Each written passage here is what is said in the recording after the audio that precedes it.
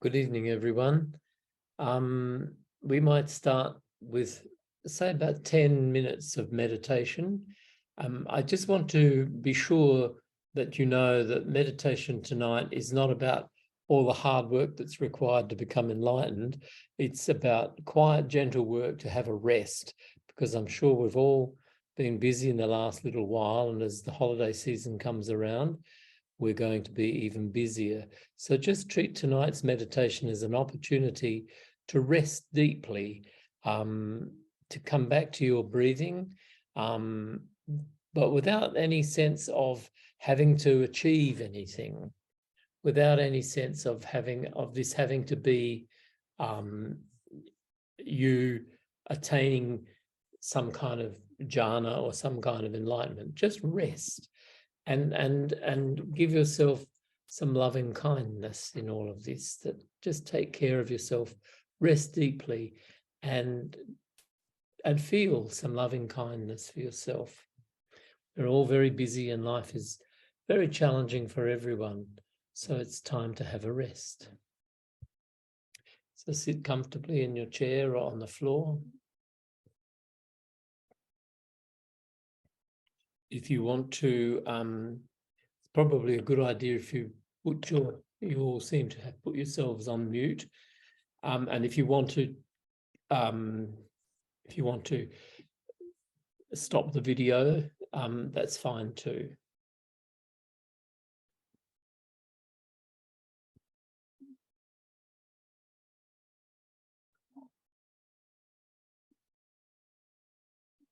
So sit comfortably in your chair or on the floor with your hands folded in your lap or one on each thigh.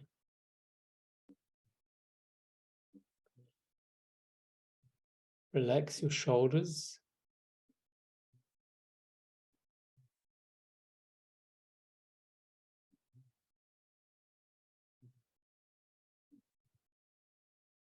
Close your eyes or leave them open, whichever is more suitable from your point of view.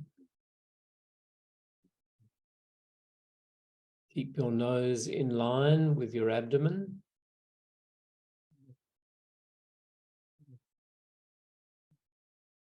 Imagine that you have a piece of fishing line attached to the crown of your head at one end and to the ceiling at the other end, and your head is just bobbing on this fishing line.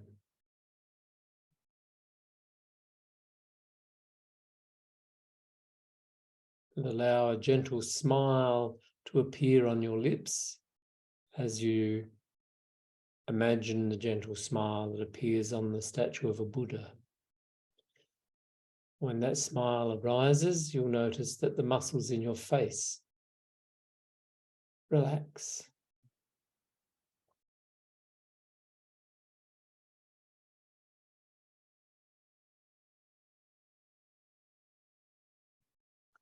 So relaxed and at ease. Take 3 breaths, 3 deeper breaths.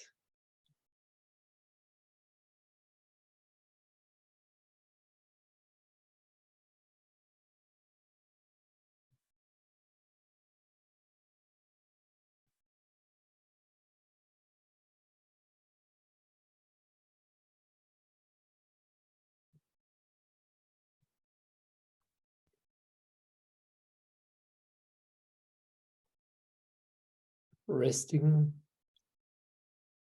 in the place you're sitting, bringing your attention to your in-breath and out-breath. Noticing when your attention wanders from your in-breath and out-breath, and then gently, without any judgment of yourself, bring your attention back to your breath. Breathing in,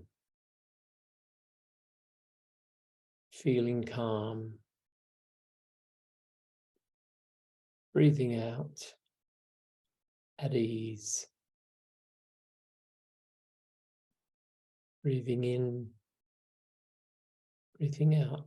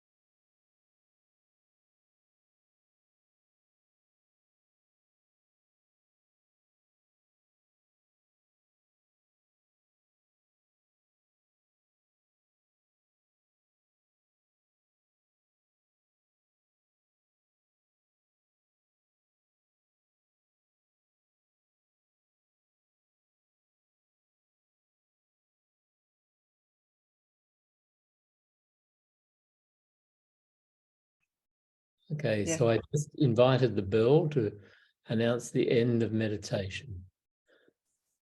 So it'd be lovely to see some faces again. You ready?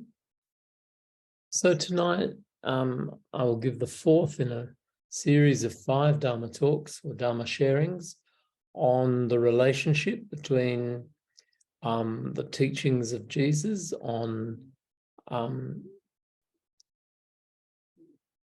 letting go, on nekama, and that's what I'm going to do.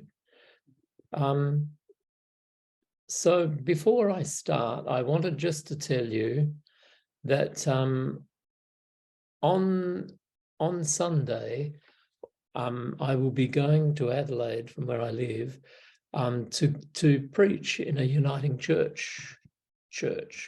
I've been invited by the minister, who is a very kind of open-hearted person with a great interest in multi-faith practice, and her congregation is also very interested in Buddhism.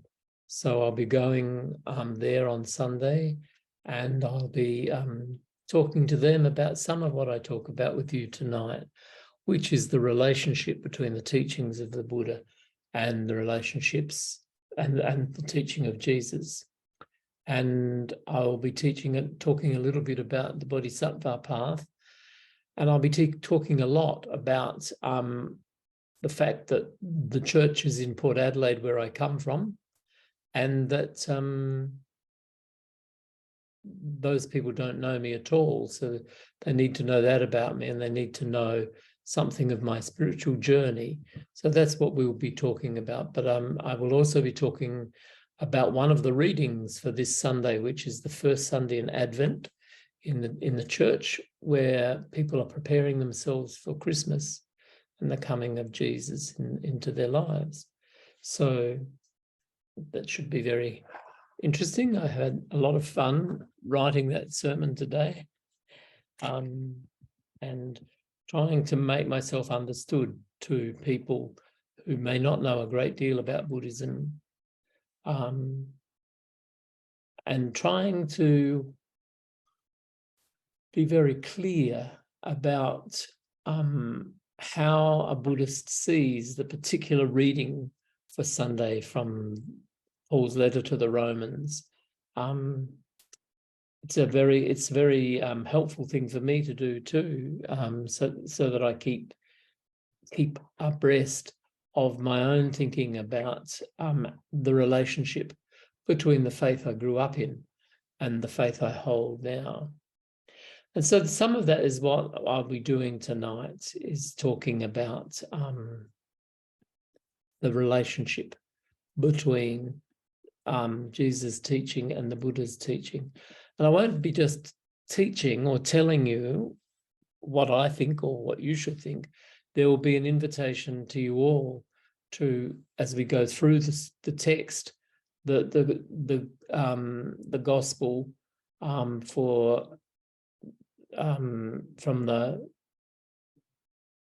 the Sermon on the Mount, for you to kind of reflect on the teachings of Buddha, of Jesus, in terms of Buddhism, in terms of how you see those teachings of Jesus being closely related to some of the thinking of Buddhism, and recognizing that we human beings are not so different after all, even though we come from different faith traditions or different ethnic backgrounds or whatever, that in fact we're all human, and that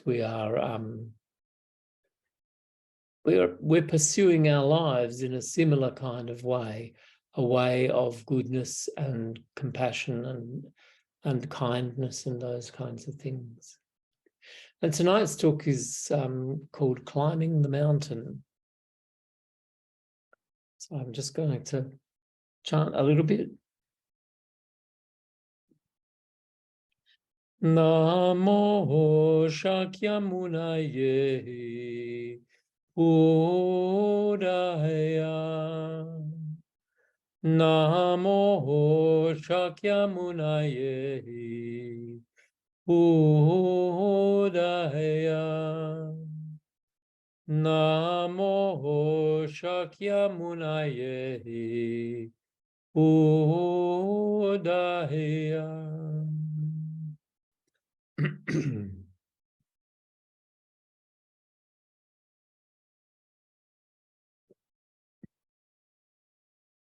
So I've engaged over the last 40 years with trying to understand the relationship between the teachings of the Buddha and the teachings of Jesus Christ. I've also engaged with what I might call the relationship I have with each of them. The Christian religion implies a relationship with the person of Jesus. And for me, that's always, I've always wanted to be able to establish for myself the relationship I would have with Siddhartha Gautama the Buddha.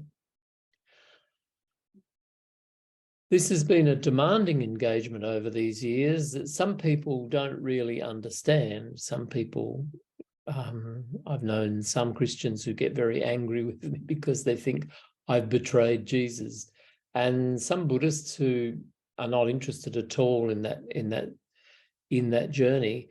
But I've also known some Christians who are really interested and can agree with much.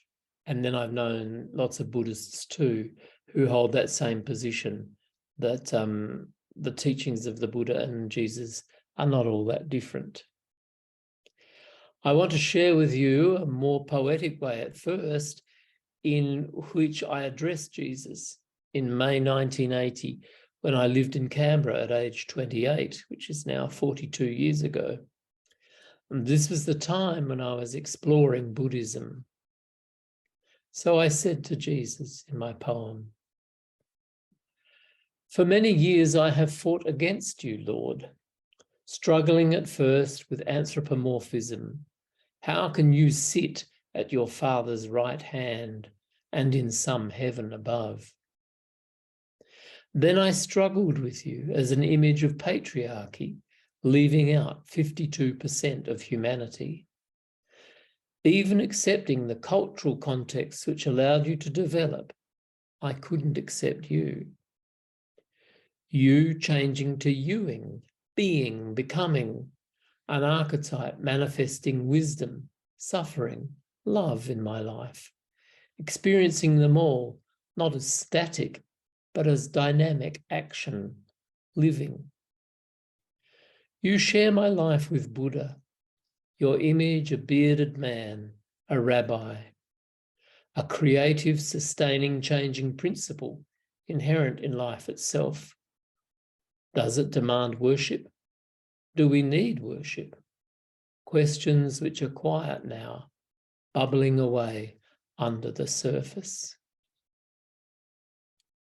Over the following 17 years, I struggled with, or perhaps engaged seriously with, all of this. I read lots of the Catholic monk who also dialogued with Buddhism. The monk was called Thomas Merton. I was interested in Vedanta. I studied and practiced with Ayakema and Prakantipalo. I attended Jungian retreats and went to church and the Canberra Zen group simultaneously. I spent time with the Anglican Franciscans in Stroud, north of Newcastle, having 4 days in retreat, fasting and meditating in their hobbit hut. I lived and taught in rural Zimbabwe, travelled around my ancestral Britain on a pilgrimage to sacred sites and to other sites sacred to me, those places where my ancestors came from. I spent 3 months in Woodbrook, a Quaker college in Birmingham, thoroughly enjoying their silent worship, their commitment to peace and justice, and their liberality of spirit. I also spent a month in Paris, doing a 4-week session at l'INODEP, l'Institut Écuménique pour le Développement des Peuples, in the educational tradition of the Brazilian educationalist Paulo Freire. And to study in Paris, I have to say, was the fulfillment of a teenage dream. After being away from home for 6 years, I returned to Adelaide to teach, to care for my parents, to work in 2 Christian contexts as a pastoral carer, to spend time as a novice in a Benedictine monastery. I studied a little theology, and then I left the church forever, studying the Enneagram and then psychosynthesis, and eventually coming home to the Buddha Dharma through an engagement with Mataji, a Vedanta nun in the Ramakrishna Mission based in Sydney. I also read and listened to teachings by Jack Cornfield and Thich Nhat Hanh. Then there was my meeting with my teacher, Most Venerable Thich Tan Thur. And here I am, a born-again Buddhist monk who still loves Jesus. What intrigues me now, and these 5 Dhamma talks that I've given, will have given, have fed that being intrigued. And that is the commonality I find between the teachings of Jesus and the teachings of the Buddha. Some assert that that's so, they're common, what they have in common is because Jesus went to India as a Buddhist monk.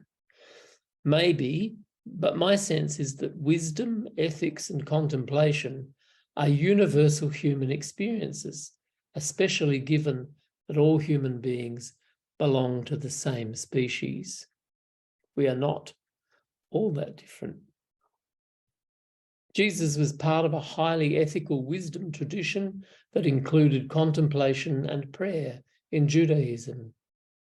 You only have to read the books of Ecclesiastes and Proverbs to encounter that ethical and wisdom tradition.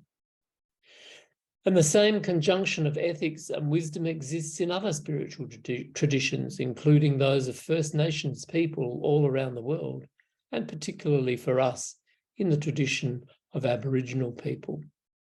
Then there are the wisdom and ethical traditions in every major world religion, such as Buddhism and Christianity. People never stop striving towards wisdom, ethics, and a contemplative practice, whether they hold to a religion or not. Recently, a Christian friend sent me a small article by the Franciscan Father Richard Rohr, founder of the Center for Action and Contemplation in Albuquerque in New Mexico. And this is what Richard Rohr says of what Jesus and the Buddha hold in common. He says, Jesus and Buddha diagnose the human dilemma similarly. Our suffering is primarily based on ignorance. The vast majority of humanity lives in blindness about who we are and where we are going. Jesus and Buddha both speak about anxiety, attachment, grasping, craving, and self-absorption. And that's a lot of what we've talked about in the last year or so, the notion of the I, me mind thought and our attachment to it, our grasping and our craving and our anxiety that comes out of that attachment. On many levels, Jesus and the Buddha talk about the same experience of transformation, says Richard Rohr. In the end, all spirituality really is about transformation, dying before we die and being reborn as our true selves in love. One aspect of the sacred stories that surround the memory of them is that they're both taught from mountains. The Buddha taught from Vulture's Peak near Rajagriha, and one of the more well-known chunks of Jesus' teaching is called the Sermon on the Mount. The mountain often symbolizes for human beings closeness to the divine, closeness to that which is of ultimate significance. Vulture's Peak and the Mount, referred to both in Buddhism and Christianity, have for me this implication that what we are seeking or what we are listening to when we are listening to a Dhamma talk or a sermon from the mountaintop has the implication of being close to that which is really real. The text that I want to refer to tonight, and that was very significant to me in my journey towards the monastic life, comes from the Sermon on the Mount. So the invitation is to climb Jesus' mountain of wisdom and love and find the Buddha and Jesus as brothers waiting for us. And as we read each verse, I'd really like you to consider from your own reflections, first of all, a Buddhist equivalent to the sentiment of each verse of Jesus. How do you understand what Jesus is saying from a Buddhist point of view? And secondly, what might each verse say about the human addiction to the I, me, mine thought, which we might call selfishness? Or conversely, how does that verse call us to selflessness? So I'm going to say those things again. As I read each verse from the Sermon on the Mount, what I want you to consider is what is a Buddhist equivalent to that teaching, to the sentiment of each verse. And secondly, what might each verse say about the human addiction to the I, me, mine thought, which we call selfishness? Or conversely, how might the verse call us to selflessness? So what I'm inviting you to do tonight is not just to sit and listen to what I say, but to think for yourself and to share what you think with everyone.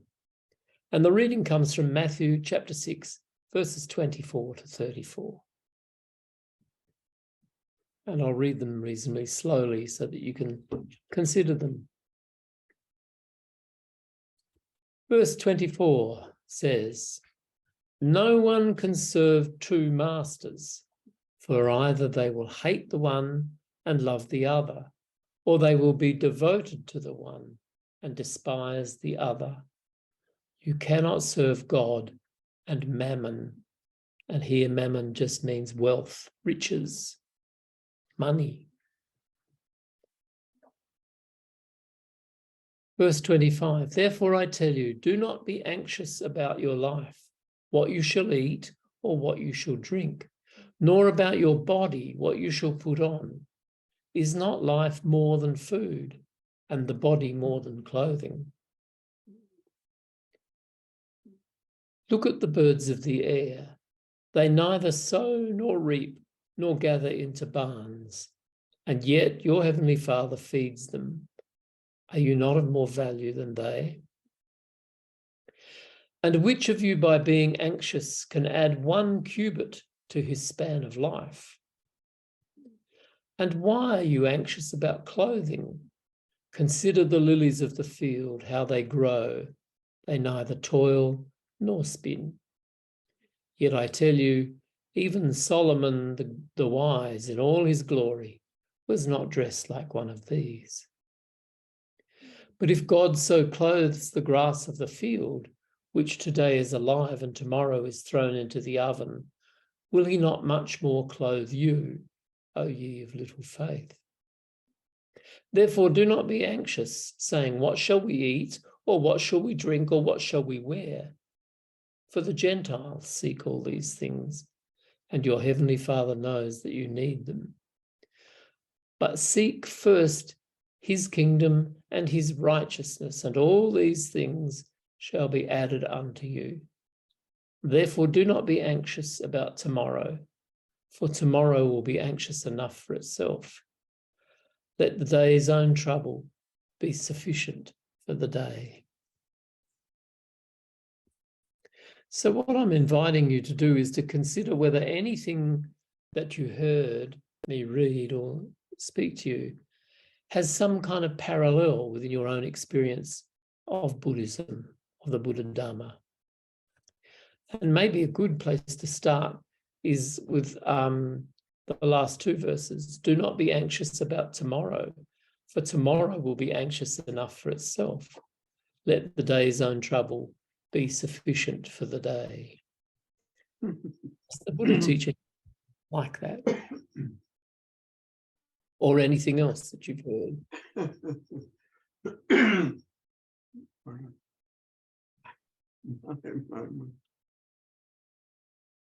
If no one, I think I have the right to speak first, because 6 o'clock this evening till 7:30, I was taking part in a Bible study with a Protestant pastor, Hungarian, with about 10, 15 older people,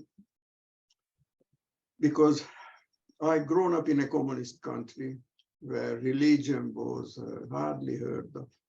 Got married and couldn't get married in a church because it was against the system. And when I finally made it to Australia, in the first month, I became a Buddhist, reading the Third Eye book by a Tibetan monk, Tibetan Lama. And on the end, I realized that he was a plumber in Birmingham, England. But I loved the book, and reading about the Four Noble Truths made me a Buddhist, because I had a hard life before that. So 1.5 years ago, I started this Bible study, but I was so happy. And I'm so happy that you talked about your life, Thay, and Jesus and Buddha being brothers. I always felt like that. Finally, I got a book, Two Masters, One Message. I recommend it to anyone. I can show you the book, just go to the other room.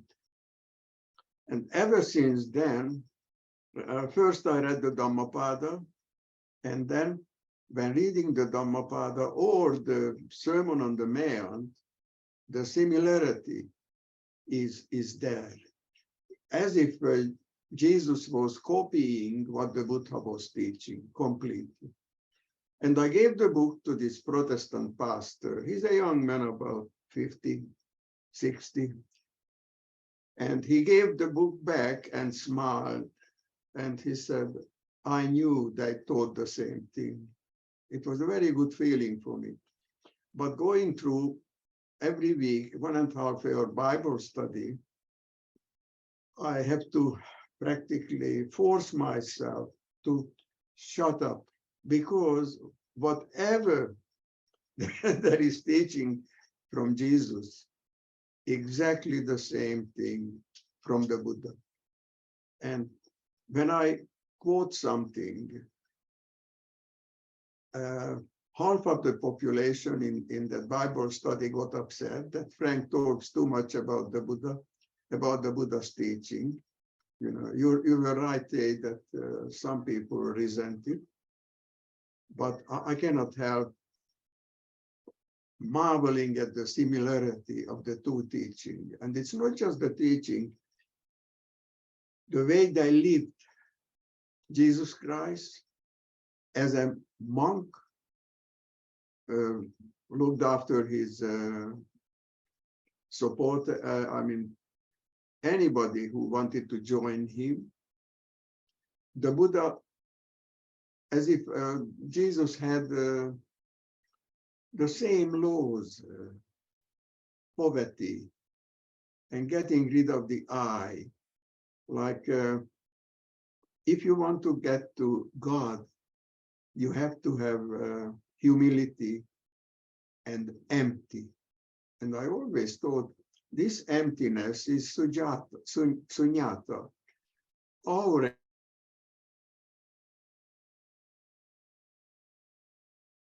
emptiness, the Buddhist emptiness. So life and the similarity of the two masters, because I went through years of this, and I'm so happy that Jesus taught the same thing. Even in their lives, like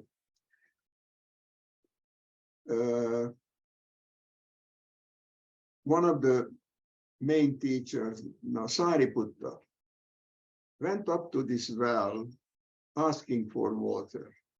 And the girl said, oh, I cannot serve you because I'm in a lower class than you are.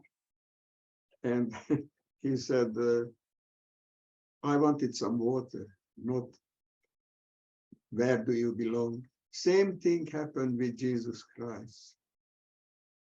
And all these happenings in their lives, just made me happy. So thanks very much, Thay, for talking about it. And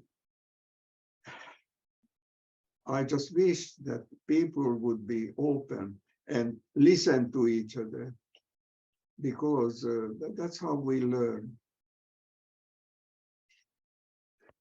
So, Frank, are there any of these verses that I've read from the Sermon on the Mount, which inspired me to become a monk many years ago? Are there any of these verses that you can actually choose and find a Buddhist an equivalent from the Buddha? I think the Dhammapada is the closest to the Sermon on the Mount. Past few years, I had to talk my language, Hungarian, and I cannot quote exactly now, but I think the Dhammapada is the most similar to Jesus Christ's teaching. So is there anybody else who heard a reading from the Sermon on the Mount that would like to share how they believe that's close to what the Buddha taught, or even the same?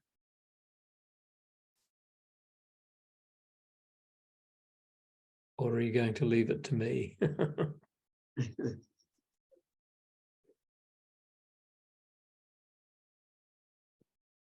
I think the last part you were reading about leaving your troubles for tomorrow is about being present, which is very similar to meditation and what the Buddha teaches, what I understand of the Buddha teaching. That's a very obvious one. Yeah. The issue of not being anxious about tomorrow, because tomorrow is going to have enough anxiety for itself, which has to do with our mind, actually. It's like in the Dhammapada, the Buddha talks about how the mind is the source of all reality. And so if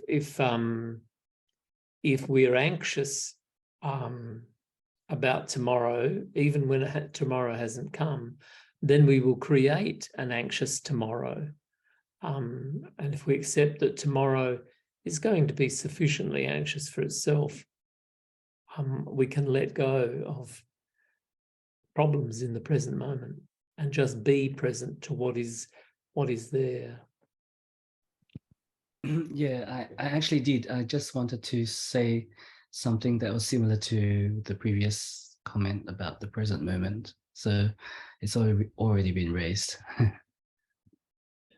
I might say something about the very first verse, Matthew 6:24, where Jesus says, no one can serve two masters, for they will hate the one and love the other, or they will be devoted to the one and despise the other. You cannot serve God and mammon.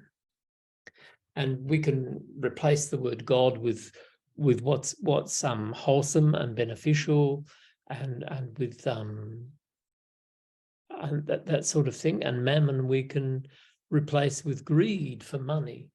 So mammon itself is really wealth, regarded as a false object of devotion. And by medieval writers in Europe, mammon was considered to be the devil of covetousness, the devil of wanting what other people have. So mammon is the wealth or the accumulation of wealth, consciously or otherwise, for its own sake. And it seems to me to imply the associated assumption of power and prestige for their own sake. So are we going to appropriate wealth for its own sake and power and prestige for their own sake? And if we do that,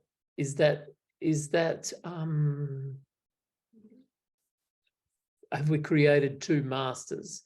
Have we created are we trying to follow the master of generosity, or not the master of generosity and loving kindness and that, or are we trying to follow the master of greed and avarice and wanting to control others, wanting to assume power and prestige? Well, wealth in itself is not criticized, but wealth as a false object of worship and devotion is. And in monotheistic religions, those religions that have one God, this is clearly placing the creature before the creator. Wanting money, wanting power, wanting prestige is placing something in the created world before that which is true and real. And in so doing, it creates exploitation and poverty and greed. And all of these things are things that Jesus would have railed against. But they're also things that the Buddha would have railed against.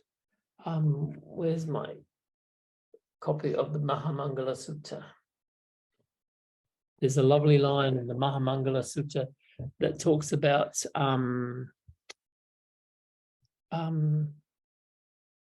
greed and wanting wealth. Now I just have to find the Mahamangala Sutta, if you'll excuse me.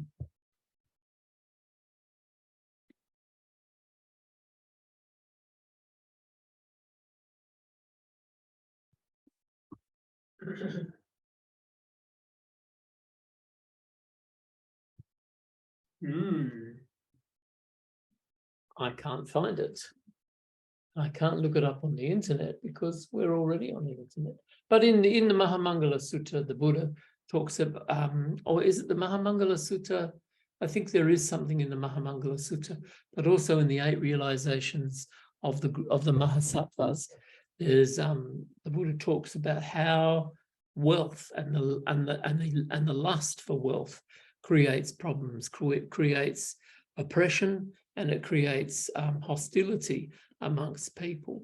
So the assumption is that a follower of the way will not be striving after greed and those kinds of things, but will be intent on sharing and generosity. And that's not at all different from what Jesus taught, I think. So, and in a sense, I think that those things are common sense. If you're going to create a world based on greed and wanting money and wanting power, then you are going to create a world that is hostile towards you in the end, that is full of pain and suffering. And that's not rocket science, but it is logical. And I think both Jesus and the Buddha talked about that when Jesus talked about mammon and the Buddha talked about wealth and power. Are there any other thoughts? There's a whole lot of stuff in there about anxiety that Jesus talks about. He says, which of you by being anxious can add 1 cubit to his span of life? You can't sit there and say to life, I want to live longer. I want you to persist. Life will do what it wants to do. So being anxious about whether you'll live or die isn't going to change a thing. And why are you anxious about clothing? Consider the lilies of the field, how they grow. They neither toil nor spin, but they're even more beautiful than the great king in all his glory. So if nature clothes the grass of the field, which today is alive and tomorrow is thrown into the oven, will he not much more clothe you, O ye of little faith? I wonder what that means to you in terms of anxiety. Can anybody say how they experience anxiety and whether anxiety is something that's helpful or not? No? For me, Tay. Mhm.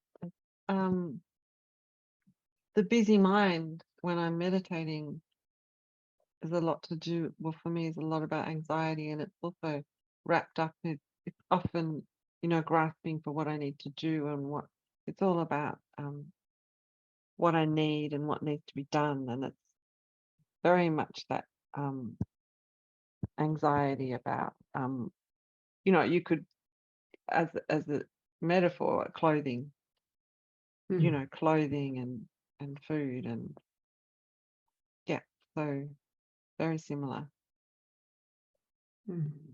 and not very helpful. So what do we do with our anxiety?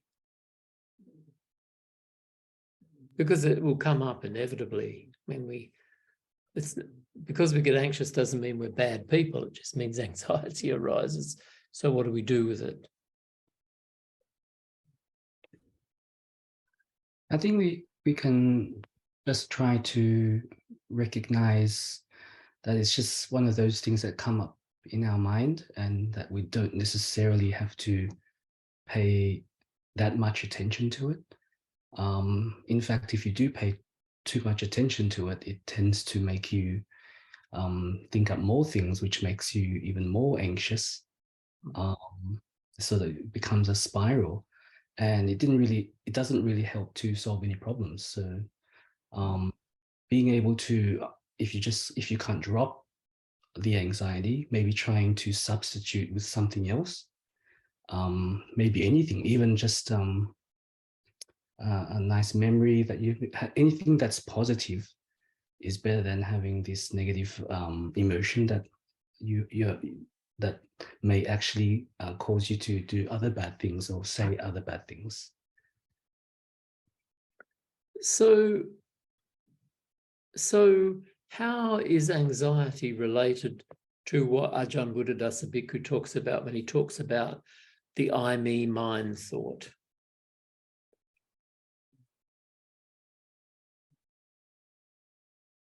Buddhadasa Bhikkhu teaches that, and we've been at pains to talk about this the last little while, that basically all of our problems arise out of being attached to this thought of I and me and mine, atta attaniya in Pali. So how is anxiety related to the I, me, mine thought, this addiction to self?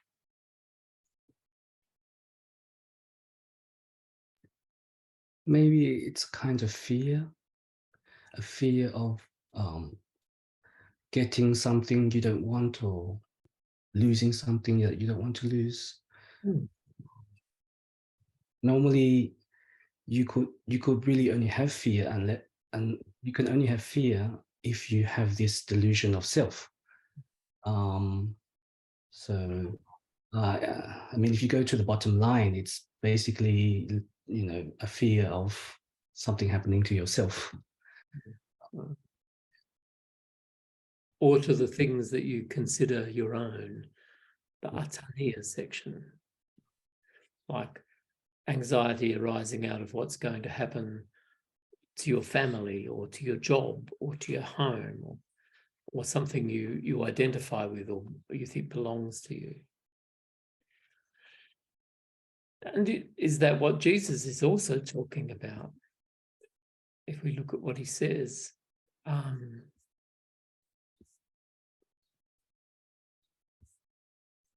where does it say it here?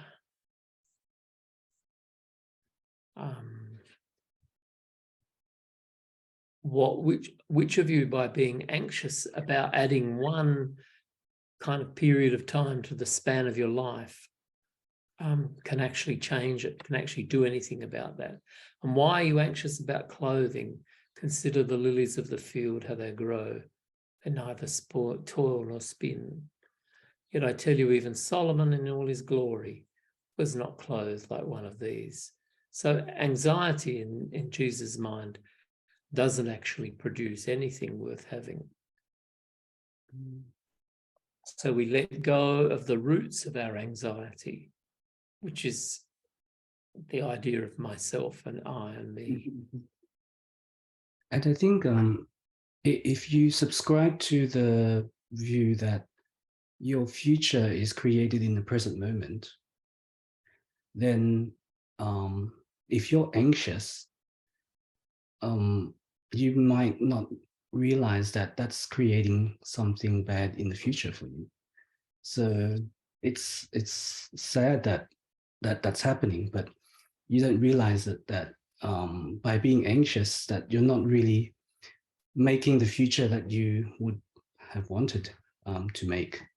But realizing that it's something that you can just drop or substitute something for that, it can be quite freeing and also gives you more power and happiness, joy, knowing that you are the master of your future. Really, it's really in your hands. So how easy is it to do that? How easy do you find just to drop the grasping mind? Dropping is not an easy thing to do. It comes from a lot of practice. It's much easier to substitute, in my opinion. I think dropping, it's something that it's possible, but it comes about through a lot of practice, which the Buddhist path. The good thing about the Buddhist path is that there's so many methods and techniques that we can use to practice. So it's, but it's not easy, of course. Yes, no. Even the thing that what you trying to practice is something that's difficult as well. I mean, remembering to be mindful, for example, is always a challenge for many people. So when we attempt to be mindful and we are challenged by our reaction, how should we respond to ourselves in that situation? When we've recognized that we haven't achieved the mindfulness that we would hope for, what do we need to do in that instance? I think for me, I'm just, when you do remember again that, oh, I was not mindful, now I can be mindful again. I think it's something that's a good thing, because now I've remembered again, and not to put yourself down, not to be judgmental, and to have some metta for yourself. Yes, because everyone is, it's not easy for anyone really. So just having some love for yourself and just be like a mother to yourself, basically. Say, oh, you can just keep going and don't worry about it, you'll get there, and things like that. These things help, I think. And the other thing about that is that yes, you might not have achieved what you set out to achieve, but you're still a good person. You are still a Buddha to be. You haven't lost your Buddha nature just because you've made a mistake or just because you haven't achieved what you're setting out to achieve right now. You still have the mind of a Buddha. And that's something to be joyful about, something to be grateful for. I think also. And Meredith said, meditate. Oh, let's look at what's on the chat.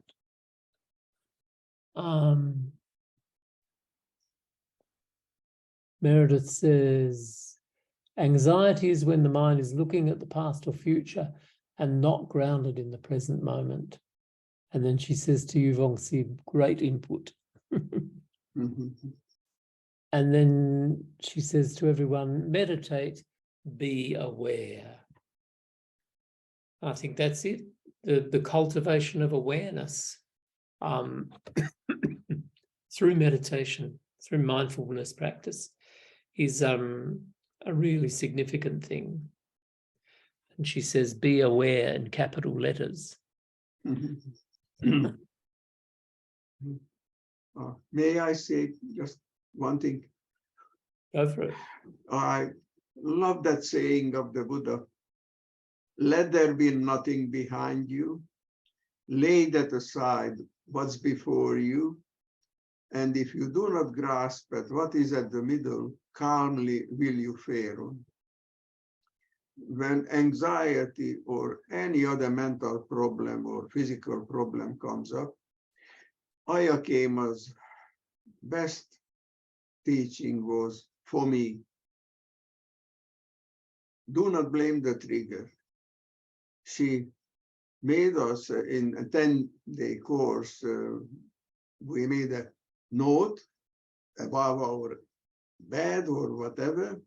Do not blame the trigger, because there are millions of triggers you can blame, but it won't help you to realize that life is dukkha, that it is pain, because you do not see the whole picture. You just see that, oh, my wife told me off, or I lost my job, or I don't like the government.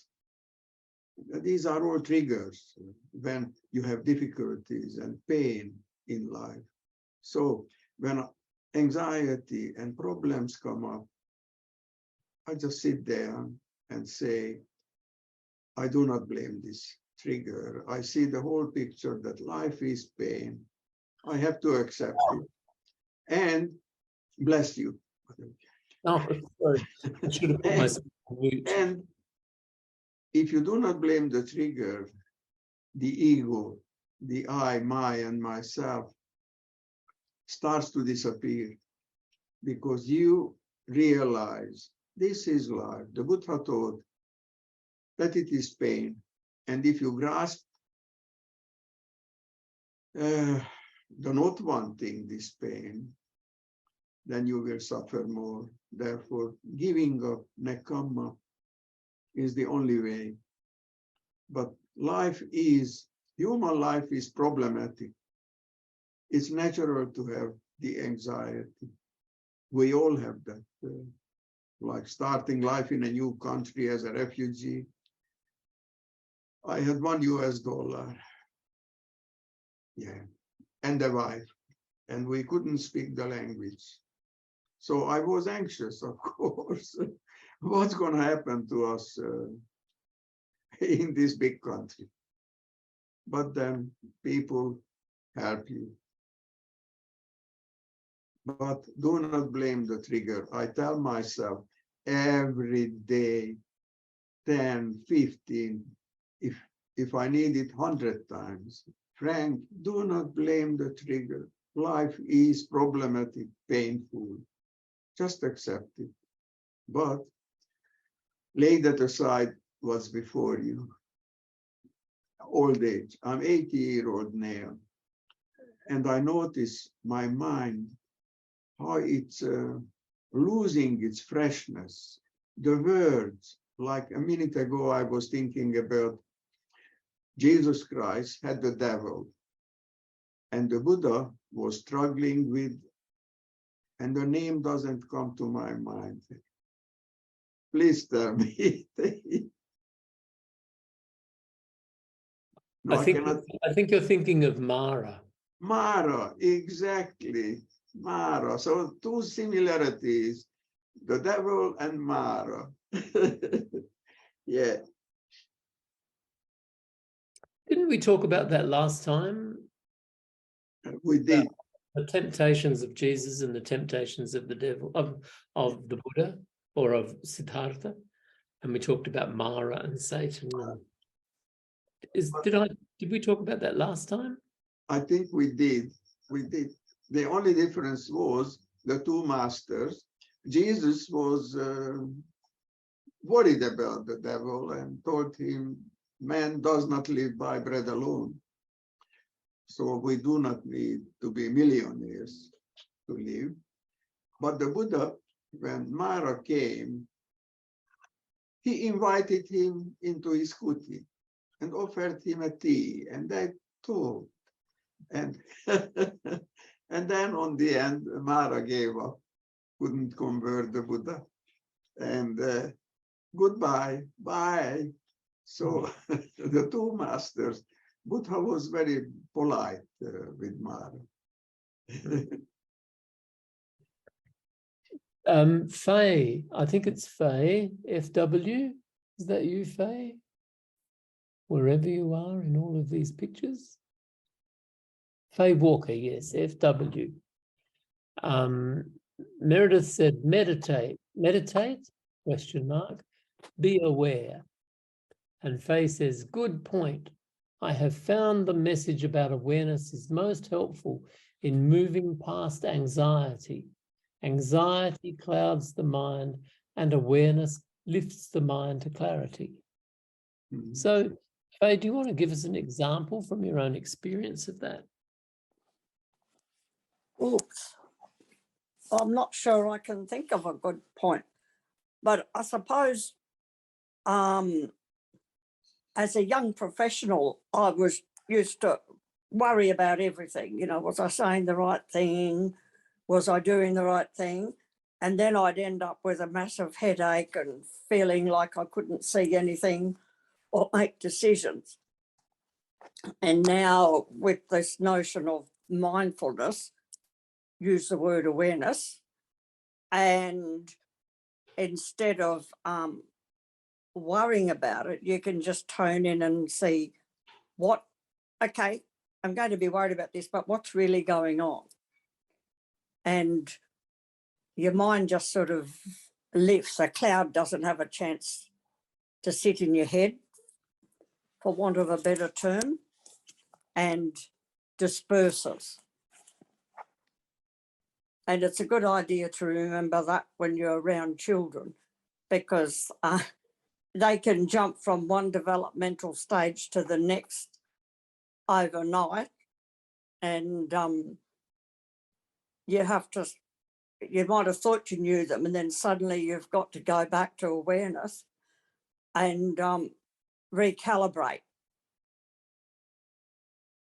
An example of that, I suppose, is my 3-year-old granddaughter, who seemed to have been a baby before her 3rd birthday, but now she's very determined to tell you she's a big girl and she can do all of these things by herself. Thank you very much. And don't help her, because you're in trouble with her if you do. So no good taking it personally. You just have to know what's happening by listening, by watching, by curiosity, I suppose, trying to understand the situation. I think that's about all I can say about awareness, whereas anxiety would do none of that. Curiosity, it's not curious, isn't anxiety. Well, I never found it curious.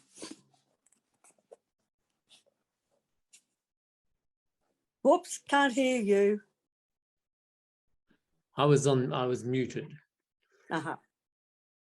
I think it's a really good point to remember that when you encounter a challenge, like you've said with your granddaughter, or the ones I was thinking of is when my mother had dementia, and she would curse me in the street or you know, use really bad language,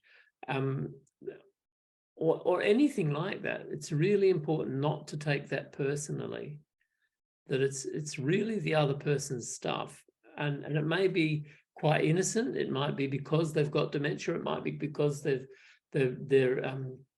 growing and they're changing, or it might be because something has really hurt them, and they in that day they might come back at you with something. But it's really important, like you say, not to take it personally, and that requires awareness. That requires mindfulness.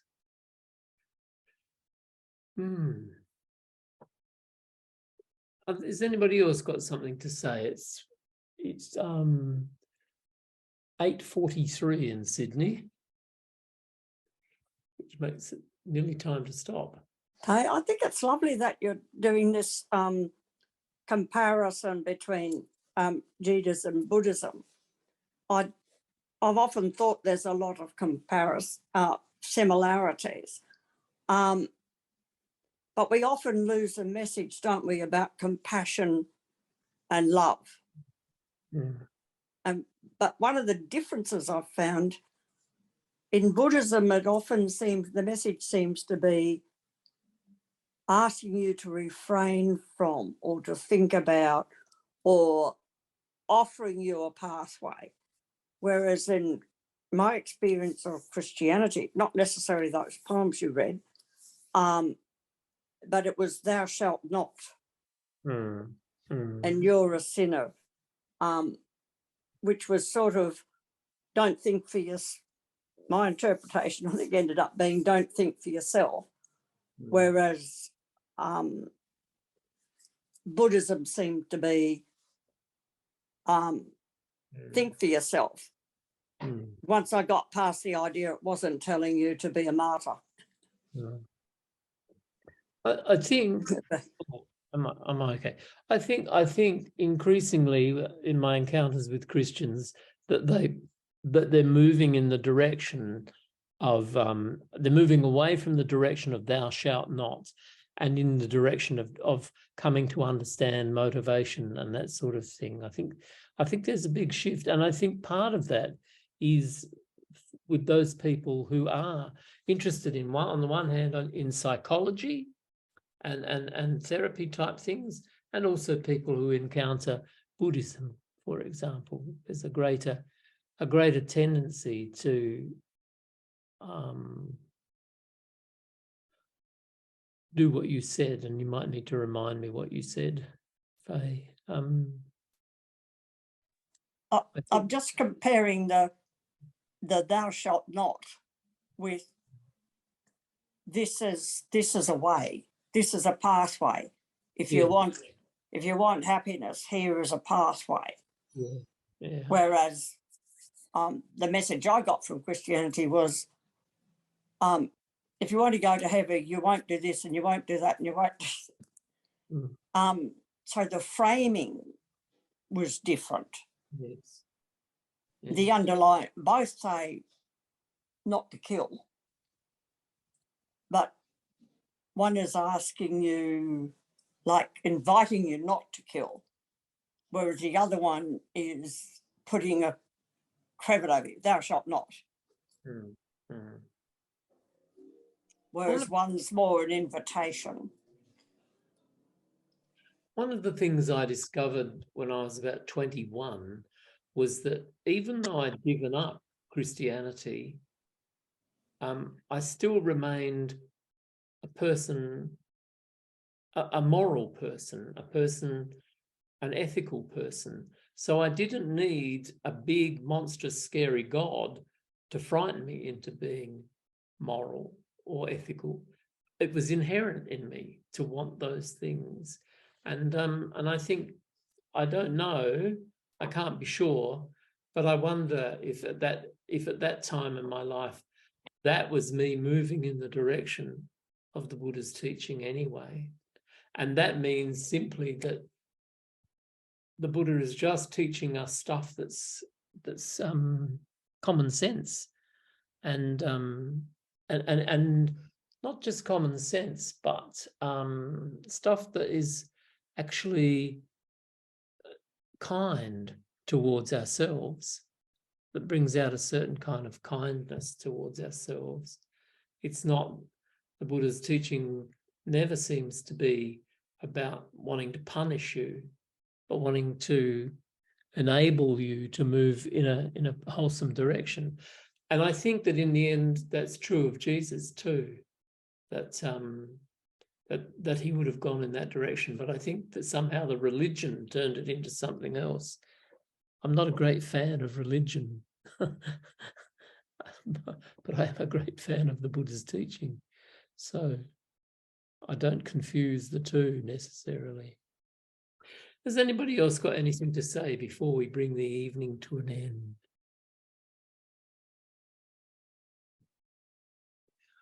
I just have one question of you, and I want to know whether you think there's any value in this kind of open-heartedness towards other faiths that might be philosophically different from Buddhism. Is there benefit to be I would say it's essential, because if we're going to have one group of people saying, you've got to follow me and nobody else can go to heaven, or whatever term you want to be, it just sets you up for conflict. Whereas if you're trying to understand each other and maybe even learn from each other, I think we'll all be richer. And indeed, if we go back through some of the ancient mythologies, they're surprisingly similar. And one God, one this, one that, and a degree of loving kindness that underpins it. And some of them have this altered consciousness, which Buddhists talk about too, don't they, in terms of their jhana. So there does seem to be this potential across different religious groups or different faiths, for that word, of altered consciousness, this coming to an understanding that there's only one, even though India has multitudes. I think at some point there's, maybe people correct me here, but in the mythologies and early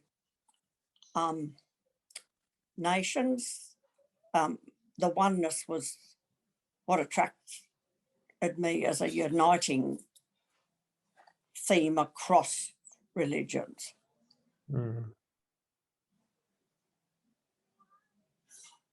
Maybe not. I think if we have compassion and loving kindness in our hearts, and we act based on that, I think there's a lot of benefit to, interfaith dialogue, because at the end of the day, I think everyone's having the same problem, which is that everyone is having dukkha and trying to find happiness. It doesn't really matter what religion you subscribe to, but it's a common problem for everyone. So going in with loving kindness and compassion and helping others to maybe understand more about their own faith, in fact, may be helpful as well. So it's not about converting others to Buddhism or anything like that. It's more about sharing and helping as an act of compassion and loving kindness, I think. Well, for Buddhists anyway, it's considered unseemly to try and convert someone. It's considered wrong to try and convert someone. And if someone is able, as a Christian or a Jew or a Muslim or whatever, is able to live out of the idea that we should love our neighbour in the same way we love ourselves, then there's not a problem with that. Who's going to argue against that? Nobody. So, that's what we're all trying to do, is we're trying to love others in the same way that we would want to be loved ourselves. Yeah. But I also think that it's important to make sure that the other side is receptive as well. I think the Buddha made a point where you shouldn't really talk about the Dharma unless the other person you're talking to is actually receptive and wanting to know. Yeah, and choosing the right time to say it and saying it succinctly and things like that. Yeah. Yes. I remember being in the supermarket in Hobart once, wearing my robes and doing some shopping. And a man came up to me and smiled at me and said, "Have you ever heard of Jesus?" And I wanted to say, "What does he play fullback for Port Adelaide?" Because yes, I would have heard of him then. But what I thought was that, well, I don't know that I said it, but what I thought was, if you really want me to like Jesus, then don't force him on me. Don't push him onto me. That's the very thing that's going to make me react against him, is if you try to force me. And that's the same, from my point of view, the Buddha's teaching is so precious that I would never try to force it on anyone, because in the end I'd like them to embrace the truth that is there, not feel that they must embrace it because I've said so. I think but I think that man in the supermarket in Hobart's the only person who's ever done that.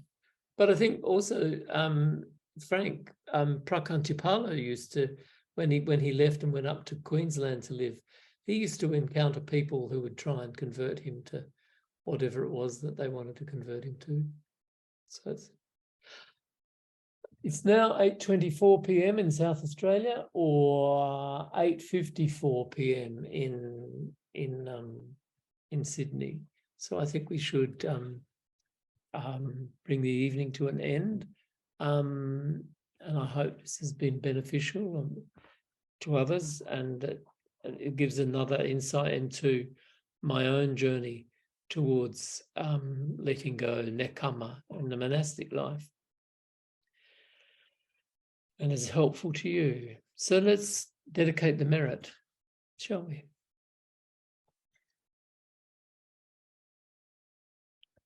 May the wholesome energy generated by us now and at any other time be for the benefit of all living beings.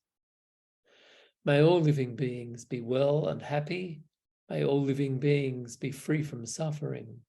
May all living beings know peace and joy and the causes of peace and joy. And may we all continue to walk the Buddha's path of truth and love together. Sadhu, sadhu, sadhu.